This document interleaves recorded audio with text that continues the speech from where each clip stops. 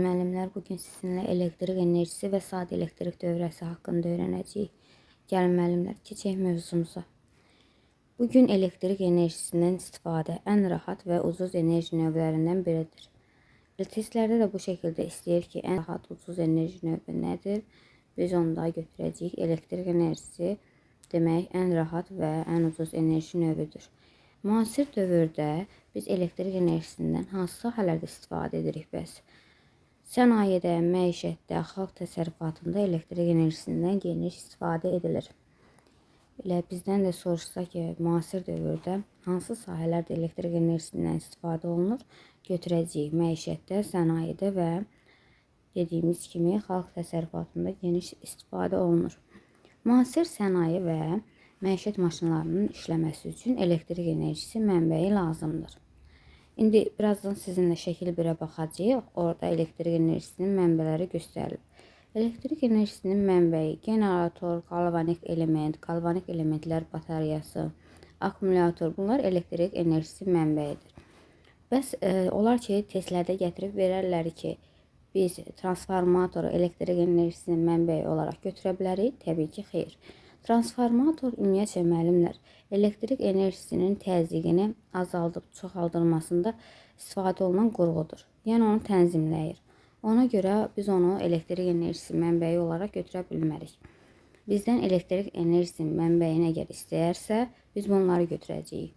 Şəkil 1-də A-ya baxsaq, bu qalvanik elementdir. B-də qalvanik elementlər batareyası, C-də akkumulyator göstərilib, C-də isə generator. İndi birazdan generator harada tətbiq olunduğu haqqında geniş danışacağıq sizinlə. Bəs akkumulyator nədir? Ümumiyyətcə maşınların deyərdim ki, onun sayəsində hərəkətə gətirilir. Hətta o müəyyən müddət işlədikdən sonra öz istismar müddətini başa vurur. Yəni zəifləyir. Akkumulatoru zəif olan maşınlar ümumiyyətcə işləyə bilmir. Çünki onda onlar zəifləyir. Onun işləməsi demək olar ki, alınmır. Ən çox da qış aylarında. Akkumulyator zəiflədikdə o artıq maşının işləməsinə imkan vermir. Ona görə onun yenisini alıb maşının üzərinə qoşurlar. Daha sonra elə şəkillərə də diqqət edin ki, gətirib birdən testlərdə salar, uyğunlaşdırın. Hansı hansıdır. Bəzən düzdür, akkumulyator, generator bunları müəllimlər rahat şəkildə seçir. Amma qalvanik element və qalvanik elementlər batareyasının hansı olduğunu biraz qarışdırırlar. Deməli, şəkil 1-də A-da verilib qalvanik element, B-də isə qalvanik elementlər batareyası göstərilib. Bu adi bildiyimiz, evdə istifadə etdiyimiz televizorları idarə edirik pult. Onların arxasındakı həmin daş. Biz ona daş deyirik. Bax, o həmin hissə bu qalvanik elementdir və yaxud da qalvanik elementlər batareyası da başqa müəyyən cihazlarda istifadə olunur. Daha sonra müəllimlər keçək mövzumuzun digər hissəsinə.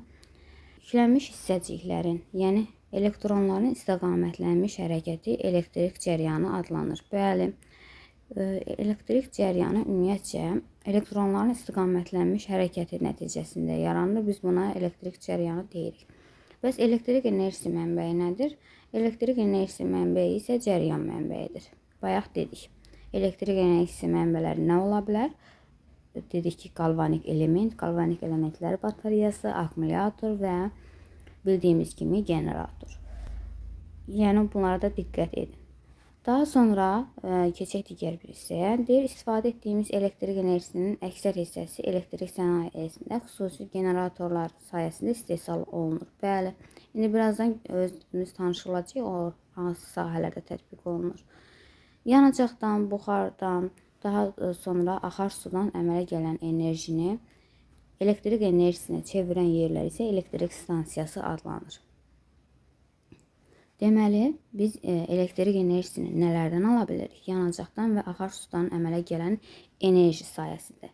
Və həmin enerjini çevirən yerləri isə biz bilirik ki, elektrik stansiyalarıdır ki, orada biz həmin enerjini elektrik enerjisinə çevirə bilirik. Ona görə bunu bu şəkildə yadınızda saxlayın. Azərbaycanda isə Mingəçevir su elektrik stansiyası var, Şirvanda istilik elektrik stansiyası və s. Yəni çoxdur, sadəcə burada hərəsindən bir misal olaraq göstərib ki, bu şəkildə yadımızda saxlayaq. Elə şəkil 2-yə baxsanız, bayaq da demişdim ki, generatordan birazdan sizə başa salacağım ki, harda istifadə olunur. Generatordan ümumiyyətcə olunmuş. Bayaq dedik ya, su elektrik stansiyası, daha sonra istilik elektrik stansiyası. Bunlarda generatordan istifadə olunur. Baxın, elə generator burada göstərilib. Biz həmin generator sayəsində elektrik enerjisini ala bilirik və burada da yuxarıdan tökülən suyun qüvvəsi hesabına, yəni axar su hesabına biz həmin enerjini elektrik enerjisinə çevirə bilirik. Burada da həmin gücü elektrik enerjisi mənbəyi olan generatordan alır. Şəkil B-də isə bu artıq yanacaq sayəsində alınan elektrik enerjisidir. Burada da elektrik enerjisi mənbəyi burada göstərilib, buxar generatorudur.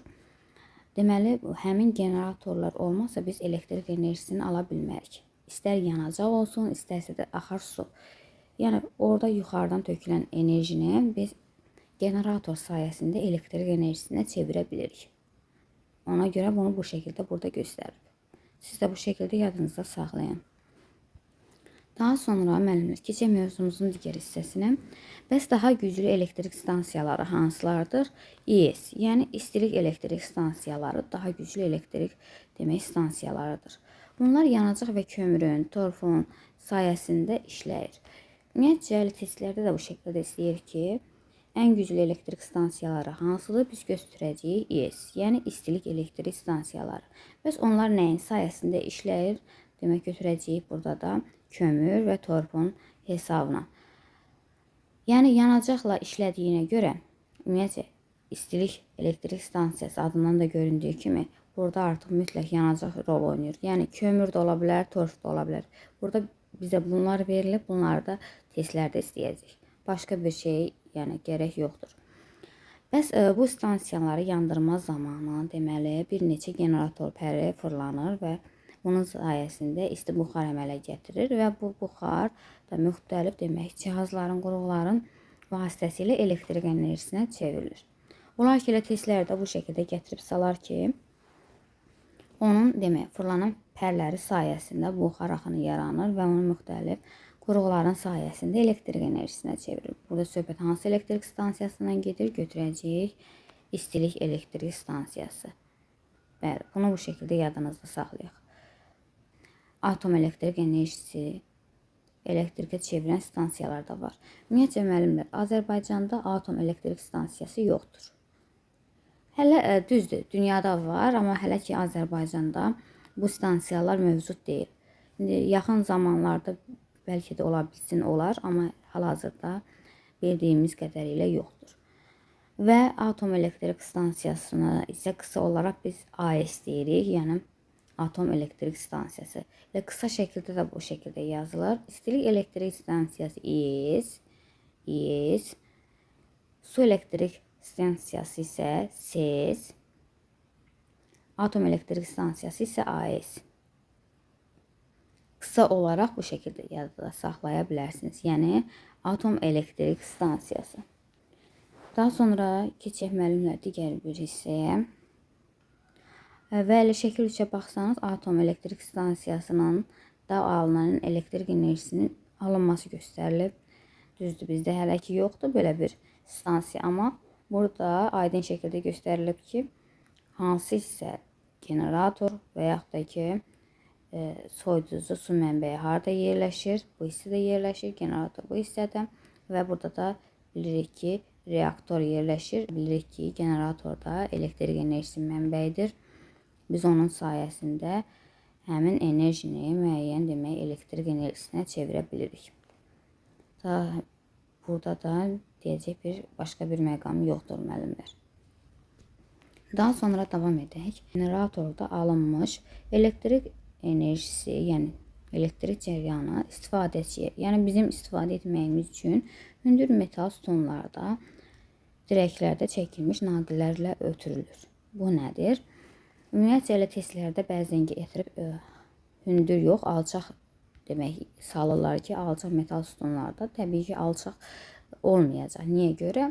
Biz belə düşünək ki, hündür metal sütun olmalıdır ki, orada müəyyən demək insanların və yaxud da ki, maşınların toxunacağı bir yer olmasın. Ona görə hündür metal sütunlar olmalıdır və istifadəçi də bizləri nəzərdə tutur. Yəni təkcə evlərdə yox, sənayedə, məişətdə, dedik ki, xalq təsərrüfatında burada həmin demək enerjini biz istifadəçiyə hündür metal sütunlarda, yəni dirəklərdə çəkilmiş naqillərin köməyi ilə ötürürük. Öncə məişətdə biz onu ötürən zaman elektrik cəryanı transformatora daxil olur və burada onun ötürülməsi zamanı itkini azaltmaq üçün deməli yüksək gərginlik yaradılır. Bu müəllimlərin çox qarışdırdığı hissələrdən biridir. Müəllimlər bəzən elə bilir ki, burada yanlışlıq var. Belə yanlışlıq var ki, biz məsəl üçün, yox müəllim, biz itkini azaltmaq üçün onu yavaş ötürməliyik naqillərlə. Sürətlə, yəni yox, yüksək gərginlik lazım deyil. Əslində bu düzgün deyil, əksinə yüksək gərginlik yaradılmalıdır. Ona görə yüksək gərginlik yaratmalıyıq ki, biz orada itki olmasın. Daha sonra deyir ki, ev dövrəsinə daxil olmamışdan əvvəl elektrik cəryanının gərginliyi müəyyən transformatorlarda azaldılır. Biz bildik ki, transformator elektrik enerjisi mənbəyi deyil. Sadəcə biz transformatorda elektrik enerjisinin dedik gərginliyini azaldırıq. Belə desək tənzimləyirik. Bir qurğudur bu və orada gərginlik tənzimlənir. Amma transformator sayəsində biz onun gərginliyini azalda bilirik. Transformatorlarda iki formada olur. Yüksək gərginlikli transformator, bir də aşağı gərginlikli. Ümumiyyətcə ev dövrəsinə biz aşağı gərginlikli transformatordan istifadə edirik. Yəni onun gərginliyi orada azaldılır. Daha sonra isə ev dövrəsinə buraxılır. Davam edək. Elektrik enerjisinin elektrik qəbul ediciləri fənərdəki lampa, dəzgahətdəki mühərrik, elektrik ütüsü, daha sonra televizor, kompüter və bir sıra başqa demək qurğulardır. Olar ki, elə sizdən soruşular ki, elektrik qəbul edicisi nədir? Elektrik qəbul edicisi gündəlik istifadə etdiyimiz qurğular, cihazlardır. Yəni bu televizor ola bilər, paltaryanı ola bilər, daha sonra lampa ola bilər. Bunları nəzərdə tutur. Həmin demək cihazlar, qurğular isə həmin elektrik enerjisini müəyyən demək enerji növünə, yəni hərəkətə çevirir. Gəlin onlarla tanış olaq. Məsəl üçün müəllimlər, burada indi bir sıra cihazlar göstərilib və onlar həmin elektrik enerjisini hansı hərəkətə çevrildiyini göstərir. Mexaniki daha doğrusu hərəkətlərə çevirir və bu burada göstərilir. Ütü demək elektrik enerjisini istiliyə çevirir. Daha sonra elektrik enerjisini işığa, istiliyə, səsə, görüntüyə, mexaniki hərəkətlərə çevirə bilir. Bunların hər biri bunları yerinə yetirə bilir. Televizor desək, televizor ümumiyyətcə görüntüyə, daha sonra səsə çevirə bilir. Eləcə kompüter bu vəzifəni yerinə yetirə bilir. Deməli, elektrik qəbul ediciləri oldu. Bizim gündəlik həyatda istifadə etdiyimiz cihazlar, daha sonra dəzgahlar bunlardır. Və onlar həmin elektrik enerjisini, yəni bu cihazlar həmin elektrik enerjisini müəyyən mexaniki hərəkətlərə çevirir.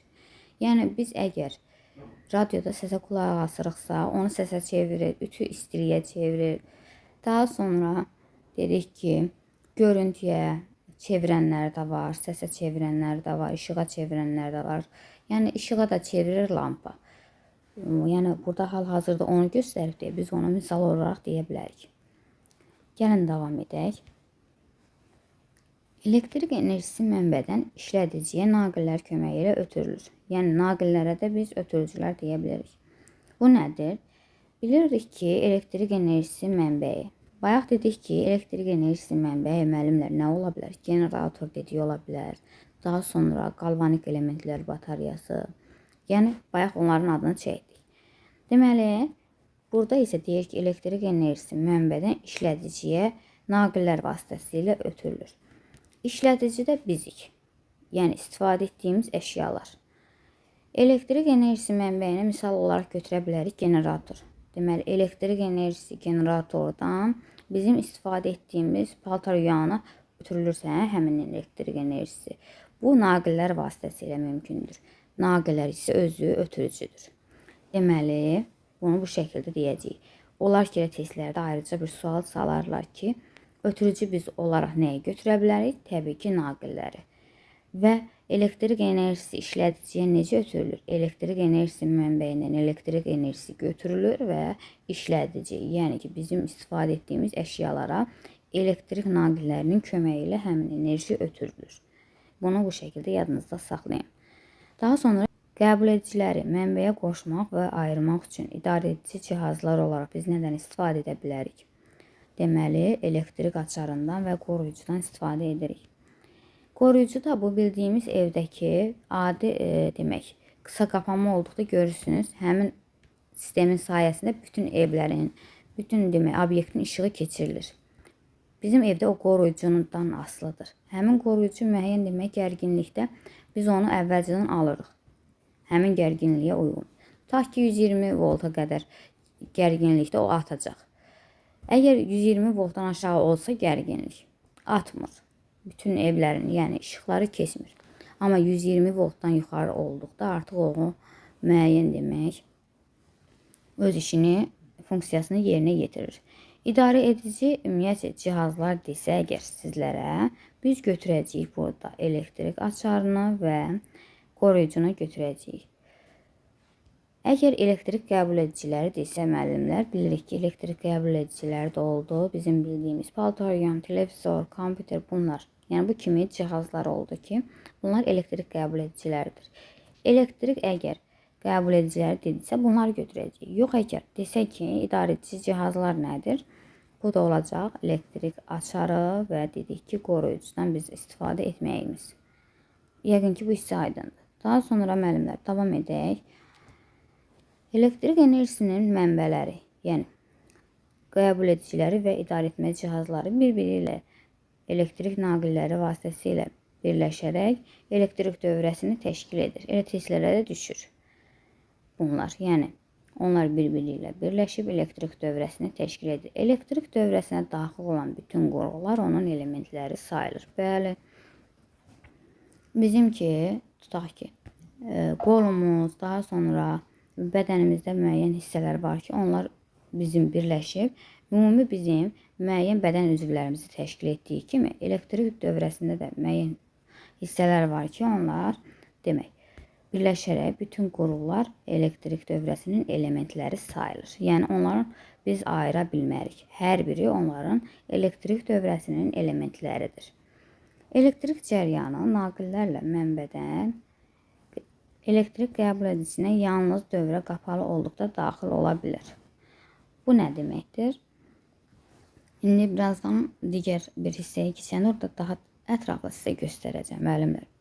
Ümumiyyətcə, elektrik cəryanı naqillərdən, yəni mənbədən işlədiciyə istifadə etdiyimiz elektrik qəbul edicinə daxil olan zaman yalnız dövrə qapalı olduqda daxil olur. Bu nədir? Bilirik ki, adi orada qapalı olması bunun bəzən müəllimləri çaşdırır ki, qapalı yox, açıq olmalıdır. Açıq olduqda artıq baxın, tutaq ki, bu bir naqildir. Bir dəqiqə, burada biraz səliqəsiz görsəndir.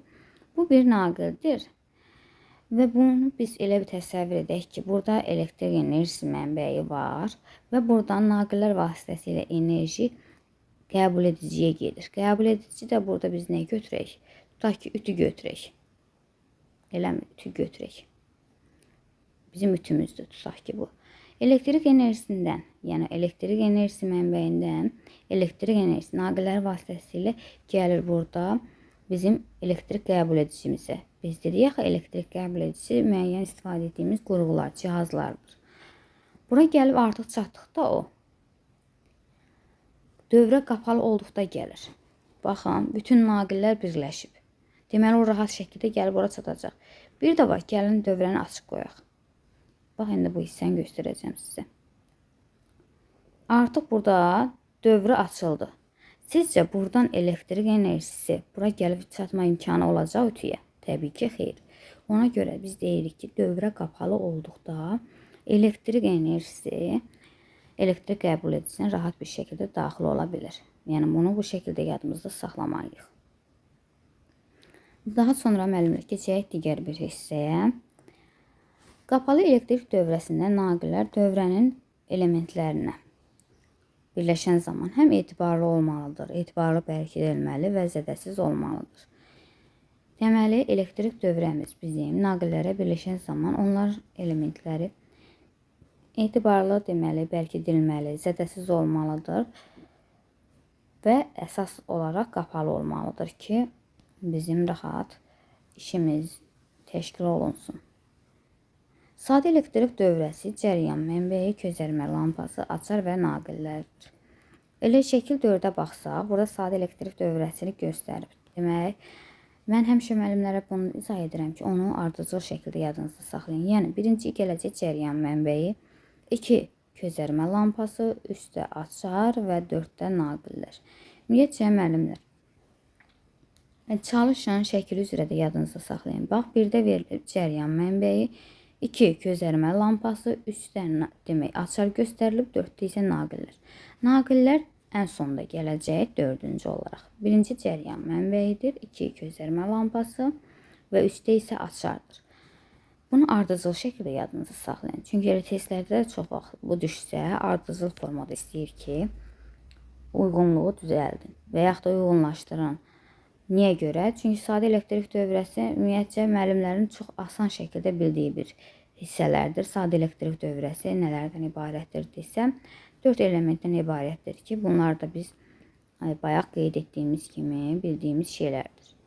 Daha sonra davam edək. Elektrik dövrəsinin elementləri şərti işarələr şəklində təsvir olunur. Bəli, bunu bilirik. Və elektrik dövrəsinin şərti işarələrlə təsvir edilməsi elektrik sxemi adlanır. Baxın, elə şəkil burada göstərilib cədvəl 1-də. Burada deməli, doğrusu elektrik dövrəsinin elementlərinin şərti işarələr şəklində göstərməsi elektrik sxemi dediyi adlanır və bu şəkildə demək, şərti işarələrlə işarə edilməsi daha asandır. Bizim demək, onun sayəsində daha işimiz asan, rahat şəkildə olur. Gəlin onlarla tanış olaq. Bax, elə şəkillərdən də istəyirəm diqqət edəsiniz və şərti qrafik təsvirinə də. Demək, bu hissədə verilib cəryan mənbəyi. Cəryan mənbəyi verilibsə, mütləq cəryan mənbəyində mənfi qütb olacaq bir də müsbət qütb. Müsbət qütb dedik ki, uzun xətlə qeyd olunub. Baxın, elə özünüz görürsünüz. Mənfi qütb isə burada qısa xətlə qeyd olunub. Ümumiyyətcə, müəllimlər, elektrik enerjisinin mənbəyində hər ikisi müsbət qütb və yaxud da ki, hər ikisi mənfi qütb ola bilməz. Niyə ola bilməz? Çünki o zaman bir-birini itələyəcək. Bu, fizikada da belədir. Deməli, bunun biri mənfi olanda biri mütləq müsbət olmalıdır. İkisi də müsbət olsa, ikisi də mənfi olsa, onda onlar bir-birini cəzb etməyəcək, itələyəcək. Bizə isə bir-birini cəzb etməsi lazımdır. Deməli, şərti qrafik təsvirə baxanda da görürük ki, bu elektrik enerjisi mənbəyidir və elə şəklində də, yəni şəkildə bu hissədə göstərir. Elə şəklində də diqqət edin. Və daha sonra burada da verilib lampa. Ümumiyyətcə, lampa dairəvi və içərisində demək, bu şəkildə işarəsi olandır. X şəklində. Biz onu bilirsiniz, müəllimlərlə necə yadımızda saxlayırıq. Burada deyirik ki, dairəvi və içərisində təsəvvür edin ki, bu X onun şüalarıdır, kənarlara vurur. Bu, demək, lampanın şərti qrafik təsviridir. Yəqin ki, aydın oldu bu hissə. Daha sonra keçib digər bir hissəyə. Dedik ki, elektrik dövrəsində dövrə qapalı olduqda cəryan mənbəyi daha, demək, qəbul ediciyə çatır. Baxın, elektrik dövrəsində ümumiyyətcə onu bağlayıb açan açar var. Budur, həmin açarın rəsmi. Demək, bu hissə bura bağlı olduqda, bu hissəyə bağlı olduqda dövrə qapalı olur. Amma həmin açar bu hissədən aralanmış vəziyyətdə olduqda isə dövrə açılır. Onda bizim elektrik enerjisi qəbul ediciyə çatmır. Baxın, hətta burada şərti qrafik təsviri də verilib. Deməli, müəllimlər, baxın, burada hal-hazırda açarımız bizim açılır. Əgər bu şəkildə olsaydı, bizim dövrə qapalı olacaqdı və elektrik enerjisi buradan rahat şəkildə axıb gedəcəkdi. Yox, burada açıq olduğuna görə bizim elektrik enerjimiz işlədiciyə, yəni qəbul ediciyə çatmır. Elektrik qəbul edicinə. Yəni bunu bu şəkildə saxlayır. Deməli, burada verildi elektrik enerjisi mənbəyi, 2 də burada közərmə lampası, üçüncü isə demək bu açarımız oldu. Bunları ardıcıl şəkildə yadınızda saxlamağınız şərt deyil. Mən sadəcə rəqəmlə qeyd edirəm ki, bilək ki, hansıları izah etdik, hansıları qaldı. Daha sonra müəllimlər, bu isə bizim naqilimizdir, yəni ötürücümüz. Biz bayaq buna belə də dedik. Naqilin şəkil hissəsi budur. Şərti qrafik təsviri isə budur. Bunu bu şəkildə yadınızda saxlayın. Məncə düşünürəm, naqil asan, amma yenə də şəkillərə diqqət etməyiniz hər ehtimala qarşı yaxşıdır. Və burada müəllimlərin demək, şəkil hissədə yox, demək, burada şərti demək, qrafik təsvirdə qarşıdırdığı iki hissə var. Bunlar nədir? Naqillərin kəsişməsi və birləşməsi. Gəlin onlara baxaq müəllimlər. Deməli, naqillərin birləşməsi budur. Kəsişməsi isə bu. Kəsişmə dedikdə artıq onun bu hissəsindən də gələcək, bu hissəsində. Demək, bu naqillərin kəsişməsidir. Naqillərin birləşməsi isə, baxın, görürsünüz, burada yumru bir nöqtə qeyd olunub. Yəni, bu iki bir naqildir. Baxın, elə bu şəkildə qeyd edək ki, iki naqildir. Sadəcə gətirib onu birləşdiriblər deyə, o olur naqillərin birləşməsi. Baxın, özünüzü görürsünüz. Burada yumru dairəsi var. Deməli, bu iki naqildir ki, birləşdirib və naqillərin birləşməsini alıblar. Naqillərin kəsişməsi isə burada qeyd olunub üstəgəl formasında. Bunu bu şəkildə yadınızda saxlayın. Daha sonra keçək digər bir hissəyə. Demək, burada da müəllimlər bəzən olur qarışdırır, amma bəzən olur ki, yox. Ştepsel çəngəli desə, şəkli budur və ştepsel razvetkası. Bunları əslində görmüşük. Bizim gündəlik istifadə etdiyimiz şeylərdir. Sadəcə elmi dildə adlarını fərqli formada salıblar. Daha doğrusu adlarını biz fərqli formada bilirik, belə yox. Razvetka bildiyimiz budur. Ştepsel razvetkası və ştepsel çəngəli. Ümumiyyətcə, ştepsel çəngəlini görürsünüz, ox istiqaməti bu hissədə yerləşir. Görürsünüz, hansı formadadır. Bu ştepsel çəngəlidir. Biz bilirik ki, ştepsel çəngəlini müəyyən ona uyğun razvetkaya taxırıq. Deməli, bunun ox istiqaməti bu hissəyə doğru olacaq. Baxın, bu hissəyə. Ştepsel razvetkasında isə oxların istiqaməti içə doğru. Görürsünüz? Bu şəkildə. Əgər oxların istiqaməti çöl istiqamətdədirsə, bu ştepsel çəngəldir. Yox, içə istiqamətlənibsə, bu ştepsel razvetkasıdır. Şəkillərə də baxın müəllimlər. Şərti qrafik demək, təsvirlərinə də baxın. Niyə görə? Çünki bu imtahan sualı olub vaxtı ikən. Elə gətirib bu formada salıblar ki, uyğunlaşdırın. Ona görə, yəni, bilməyiniz faydalıdır ki, onlar ki, yenə gətirib təkrar verərlər, yəni uyğunlaşdıra bilin. Daha sonra elektrik sxemləri. Neçə cür elektrik sxemi var və yaxud da ki, elektrik sxemləri hansılardır? Bəzən elə testlərdə belə bizdən istəyir. Elektrik sxemləri prinsipal və dedik ki, montajlı sxem olur. İndi bunlar nədir? Bunlar haqqında danışaq sizinlə.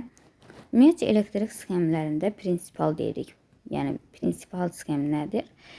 Burada biz həmin dövr elementlərinin birləşmə prinsipini göstərə bilirik. Yəni, göstərmək əgər orada dövr elementlərinin prinsipini göstərmək lazımdırsa, birləşmə prinsipini göstəririksə, bu prinsipal sxem olur. Burada da elə sadə bir şəkildə, elə adından göründüyü kimi, əgər prinsipal istəyirsə, prinsipi göstərilir. Bu asandır. Bir də var montajlı. Montajlı sxem nədir müəllimlər? Ümumiyyətcə, elektrik sxemləri dedik ki, şərti qrafik demək, təsvirlərlə qeyd olunduqda bizim üçün asan və rahat olur. Bax, həmin sxemlər bundan ötəridir. Montajlı sxemdə isə dövr elementlərin yığılması, həmçinin burada göstərilir. Elementlərin bir-biri ilə dəqiq nisbətdə yerləşməsi və həmin dövrədə olan elementlərin birləşmə qaydası. Elektrik dövrəsində, həmçinin montajlı sxemdə biz dedik ki, burada bəzi demək sxemlər var ki, onlar təsvir kimi verilir. Prinsipal o şəkildə yadımızda saxlayacaq ki, əgər dövr elementlərinin birləşmə prinsipini bizdən istəyirsə, bu olacaq prinsipal sxem. Montajlı sxem olacaq. Həmin dövr elementlərinin yığılması orada göstərilə bilər. Yəni, yığma varsa bu montajlıdır. və elementlərin bir-biri ilə dəqiq birləşmə qaydası göstərilirsə və bəzi elementlərin dedik ki, təsviri də göstərilirsə, bu olacaq montajlı. Elə gəlin şəkillərinə də baxaq. Görürsüz, burada şəkil 5-də A-da verilib prinsipal. Bildik ki, əgər dövr elementlərinin yalnız birləşmə prinsipi göstərilsə, bu prinsipal dedik sxemdir. Yox, əgər dedik ki, orada yığması, daha sonra onların bir-biri ilə dəqiq birləşmə qaydası, həmçinin bəzi elementlərin təsvir kimi göstərilməsi, bu olacaq montajlı. Baxın, elə burada təsvir forması verilib. Biz həmin dəqiqə biləcəyik ki, bu montajlıdır. Və təsvir yalnız dedik ki, hansı sxemdə olur? Montajlıdır. Elə onu da bu şəkildə yadınızda saxlayın. Belə müəllimlər, baxıram, daha bir şey qalmadı. Hər bir demək xırdalığına kimi izah verdim sizlərə. Şəkillərə də diqqət edin. Sağ olun, hələlik.